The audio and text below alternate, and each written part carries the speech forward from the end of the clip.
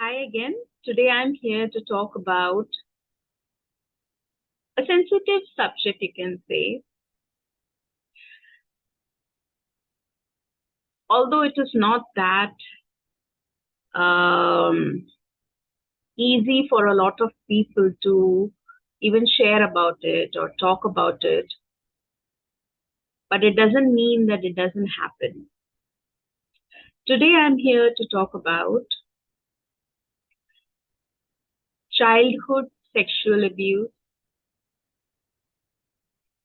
childhood, you can say, sexual activities done with you as a child. Many of them could be incest as an experience which you have gone through. So, all these experiences which a lot of children go through in their childhood, it does have an impact not just in the childhood, but when a child becomes an adult. And it is not that girls feel more impacted than a boy. Rather, I would say that in this, instead of looking at gender, I would like to talk about the impacts of it as an adult. So, what happens is when a child is exposed to sexual activities done by an adult towards them in their childhood,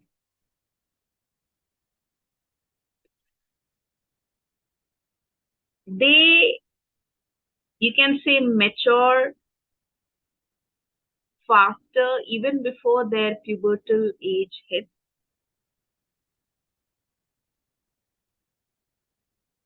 Another change which happens is they have heightened sexual tendencies during teenage. They are more prone to love fantasies, having a mate, having a partner, and entering into sexual behaviors, exploring sexual behaviors on their own now when they enter teenage years. And many of them enter into early adulthood relationships and get married at a very early age. It's like they head with speed into love relationships, including sexual relationships. Because in their childhood, they are exposed to sexual activities at an early age. So, this experience heightens their sexual needs and makes them a sexually pleasure seeking person.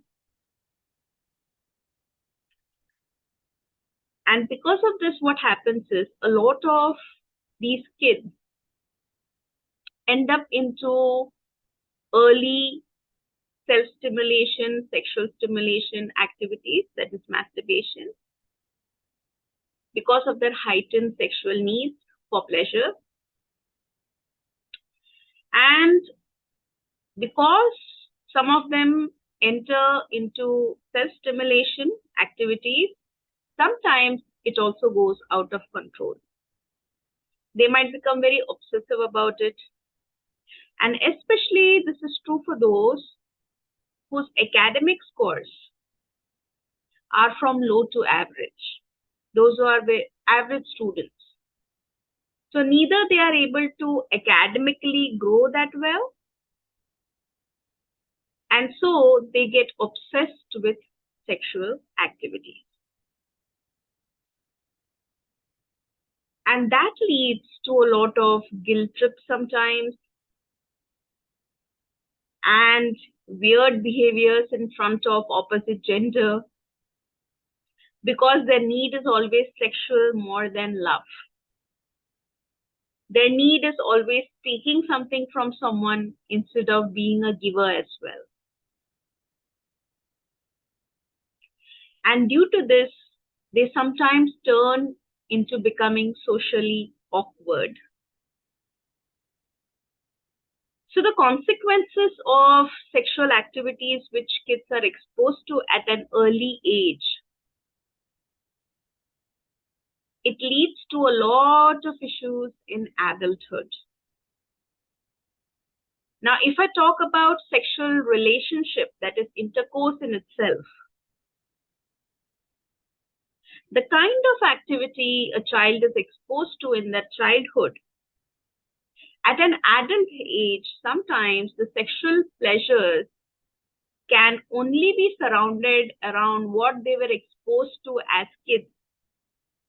So, for example, if they are exposed to very weird sexual activity which they experienced as a child, what happens is, in the adulthood, the usual normal sex, they cannot enjoy.